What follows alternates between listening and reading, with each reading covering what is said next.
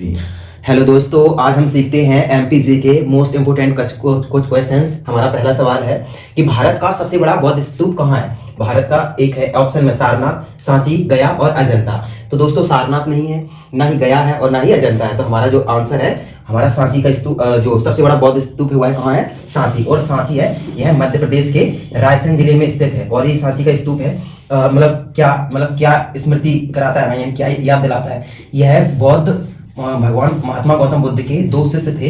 एक का नाम था मोगलीपुत्र तिस्य और एक का नाम था सारीपुत्र। तो इन दोनों के अवशेष हैं और यहाँ पर रखे हुए हैं, कहाँ पर, सांची के स्तूप में। और सांची का स्तूप अपने भारत का सबसे बड़ा बौद्ध स्तूप है। इसके अलावा गया की बात करें, ये हमारा आंसर हो गया। गया की बात करें तो यह बिहार का एक जिला है और इस जिले में एक जगह है और वहां पर पीपल के वृक्ष के नीचे महात्मा गौतम बुद्ध को ज्ञान की प्राप्ति हुई थी, इसीलिए यह भी प्रसिद्ध है। अजंता की बात करें तो अजंता मध्य प्रदेश की एक जगह है जो अजंता की गुफाओं के लिए जानी जाती है, महाराष्ट्र की, सॉरी। और ये सारनाथ है। सारनाथ उत्तर प्रदेश का एक जिला है जहां पर महात्मा गौतम बुद्ध ने अपने प्रथम 5 शिष्यों को उपदेश दिया था। हमारा नेक्स्ट क्वेश्चन, इसके अलावा ये रायसेन जिले में एक और हमारा विश्व धरोहर में शामिल है एक जगह मध्य प्रदेश की, वह है भीमबेटका। तो भीमबेटका भी दोस्तों रायसेन जिले में पड़ती है। और ये हमारा सांची का स्तूप। मध्य प्रदेश की बात करी जाए तो मध्य प्रदेश में 3 विश्व धरोहर शामिल हैं। एक है हमारा सांची का स्तूप और एक है हमारा खजुराहो और एक है हमारा भीमबेटका। तो 3 ये हमारे विश्व धरोहर में शामिल है, मध्य प्रदेश के 3 प्राचीन स्थल। नेक्स्ट क्वेश्चन हमारा, उदयगिरी की गुफाएं मध्य प्रदेश की कौन से जिले में स्थित है। फर्स्ट है रायसेन, विदिशा, बालाघाट और रीवा। इसकी बात करें तो उदयगिरी की गुफाएं, उदयगिरी की जो गुफाएं, एक राजा थे विदिशा में, ये हमारा आंसर है विदिशा। तो विदिशा के एक राजा थे, परमार वंश के राजा, उनके एक पौत्र थे, उनका नाम था उदयादित्य। उन्होंने अपने नाम पर मतलब गुफाएं बनवाई थी या नाम रखा है, जो हमारे विदिशा जिले में पड़ती है। मध्य प्रदेश का एक जिला है विदिशा। और विदिशा की बात की जाए तो यह भोपाल के पास में है और यह विदिशा जिला में सम्राट अशोक की ससुराल थी, या हम कहें कि एक व्यापारी की पुत्री महादेवी, या उनको कहीं कहीं श्रीदेवी भी कहते हैं, उनसे इन्होंने विवाह किया था, यानी शादी की थी महादेवी से। किन्होंने, सम्राट अशोक ने, मौर्य वंश के प्रसिद्ध राजा एक सम्राट अशोक थे, उनकी शादी महादेवी से हुई थी, जो विदिशा से ही थी।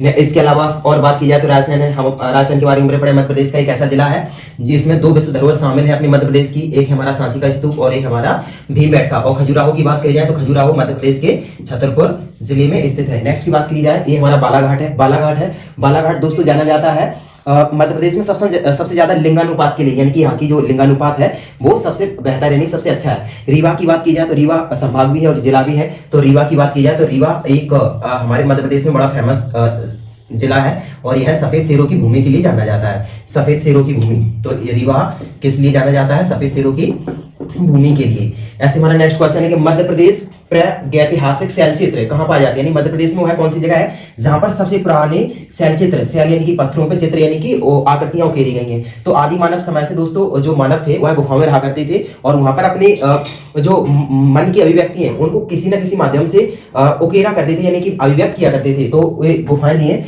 जैसे बाघ की गुफाएं, उदयगिरी, भीमबेटका और सोनागिरी। तो सोनागिरी तो दोस्तों दतिया के पास में एक जैन धर्म का मंदिर है जिसमें पहले 108 मंदिर हुआ करते थे। प्रेजेंट की बात की जाए तो इसमें 77 यानी कि 77 मंदिर अभी शेष बचे हैं, जैन धर्म का मंदिर है। उदयगिरी गुफाएं जो ऊपर हम पढ़ा है, इसके बारे में विदिशा जिले में स्थित है। और हमारा ये आंसर है भीमबेटका। तो भीमबेटका है, यह रायसेन जिले में स्थित है और ये भीमबेटका ये रायसेन जिले में स्थित है और यहाँ इसको विश्व धरोहर में शामिल किया गया है। और इसमें जो प्राचीन समय के जो आदि मानव थे वो जिन गुफाओं में रहा करते थे, यानी भीमबेटका, उसमें चित्र उकेरे यानी कि शैल चित्र पाए गए हैं मध्य प्रदेश की। ये हमारे विश्व धरोहर में शामिल है। इसके अलावा बागी की भी गुफा, यानी कि हमारा इसका आंसर है भीमबेटका। नेक्स्ट हमारा क्वेश्चन है कि जिब्राल्टर ऑफ इंडिया, यानी कि भारत का जिब्राल्टर किसे कहा जाता है। जिब्राल्टर क्या होता है दोस्तों, अपने देश में एक मुगल बादशाह आया था, फर्स्ट यानी प्रथम, उसका नाम था बाबर। और बाबर ने कहा था ग्वालियर का किला जैसे मुकुट का नगीना होता है उस प्रकार है, जैसे मुकुट में नगीना उसकी शोभा बढ़ाता है, ऐसे सभी किलों की शोभा कौन बढ़ाता है दोस्तों, ग्वालियर का किला। और ग्वालियर के किले को ही हम जिब्राल्टर ऑफ इंडिया कहते हैं, भारत का जिब्राल्टर कहते हैं, यानी कि नगीना कहते हैं, किलों का नगीना। और यह ग्वालियर जिले में स्थित है। अच्छा, इसकी ग्वालियर के किले की बात की जाए तो ग्वालियर का किला है, यह राजा सूरज सेन के द्वारा बनवाया गया था। ग्वालियर एक पर्वत पर बसा हुआ है जो गोपांचल पर्वत के नाम से जानते हैं। गोपांचल पर्वत पर पहले एक ऋषि मुनि रहा करते थे। उन ऋषि मुनि का नाम था गालब ऋषि, गालब या ग्वालब। ऋषि मुनि, ग्वालम ऋषि मुनि की याद में, या ऐसा कहते हैं कि एक बार जी सूरज सेन है, यहाँ के राजा थे सूरज सेन, वह बीमार हो गए तो उनको या को स्ट्रोक हो गया, उनका ट्रीटमेंट एंड इलाज करने के लिए ग्वालियर ऋषि आए और उन्होंने उनको ठीक कर दिया। उनके सम्मान या उनकी स्मृति में ही उन्होंने एक जो ग्वालियर में किला था यानी ग्वालियर के किले का निर्माण करवाया और उसका नाम एक गालव ऋषि की वजह से ही ग्वालियर रखा। बाद में चल के इसी मतलब जो किले के नाम पर पूरे शहर का नाम ग्वालियर रखा गया। इसके अलावा इसमें और भी बहुत, इसके किले की बात करें तो इसमें गुजरी महल है, बादल महल है और सूरज कुंड है और भी बहुत सारी चीजें हैं। दोस्तों एक ग्वालियर किले में 5 दरवाजे हैं जिनको हम जानते हैं। एक दरवाजा है भरतरी दरवाजा, भरतरी दरवाजा एक ग्वालियर किले में स्थित है। एक है हमारा हिंडोला दरवाजा, ये भी ग्वालियर किले का एक दरवाजा है। एक है आलमगीर का दरवाजा, ये भी ग्वालियर किले का एक दरवाजा है। इसके अलावा एक दरवाजे का नाम है गुजरी दरवाजा, ये भी इसमें स्थित है।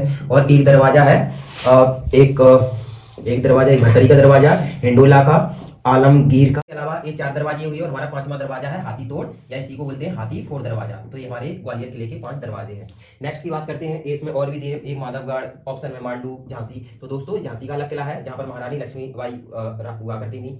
एक है मांडू, मांडू है, यह धार जिले में स्थित है। इसमें बहुत सारे किले या महल बने हुए हैं, यह महलों की नगरी के नाम से भी जानते हैं। इसको मध्य प्रदेश का खुशियों का शहर भी कहते हैं, सिटी ऑफ द जॉय।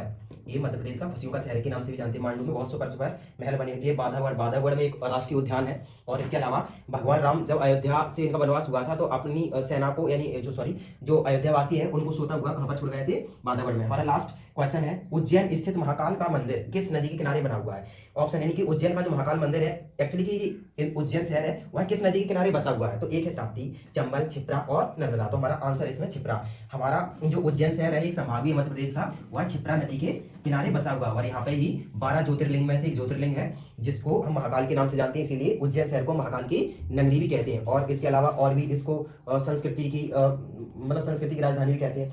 दोस्तों ये क्षिप्रा के अलावा और भी इसमें ऑप्शन दिए हैं, जैसे ताप्ती। तो ताप्ती की बात की जाए तो ताप्ती एक नदी है जो दोस्तों मध्य प्रदेश में पूरब से पश्चिम की ओर बहती है। और ताप्ती है, यहाँ पर एक बैतूल जिला है और बैतूल जिला से नर्मदा के साथ इधर गुजरात की साइड गिरने के लिए आती है। तो हम कहे यह जो ताप्ती नदी है वह किस जिले से निकली है, बैतूल जिले से। ऐसे ही नेक्स्ट इसमें कि एक चंबल नदी है। चंबल नदी की बात की जाए तो इंदौर शहर से यह नदी निकली है। इंदौर शहर में बात की जाए तो महू तहसील है और जिस पहाड़ से निकली है या जिस जगह से, उसका नाम है जाना पाव। तो जाना पाव नाम की जगह है जहां से चंबल नदी निकली है। नर्मदा की बात की जाए दोस्तों तो नर्मदा अपनी भारत की अपनी नर्मदा इसकी लंबाई की बात की जाए तो 1312 यानी कि 1077 हमने अपने मध्य प्रदेश में यानी कि मध्य प्रदेश में बहती है। इसके अलावा टोटल इसकी लंबाई की बात की जाए तो 1312 किलोमीटर है। और नर्मदा यह मध्य प्रदेश के अमरकंटक जगह से निकलती है जो अनूपपुर जिले में पड़ता है। अनूपपुर एक जिला है जो पश्चिम का जिला है, जैसे हमारा ही मध्य प्रदेश है। मध्य प्रदेश में यहाँ पर एक अनूपपुर जिला है और अनूपपुर जिला का एक जगह है, उस जगह का नाम है अमरकंटक। तो अमरकंटक से यह नदी निकलती है, कौन सी, और यह